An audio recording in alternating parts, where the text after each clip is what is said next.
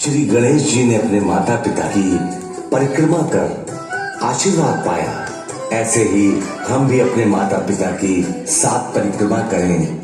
इससे पृथ्वी परिक्रमा का फल प्राप्त होता है।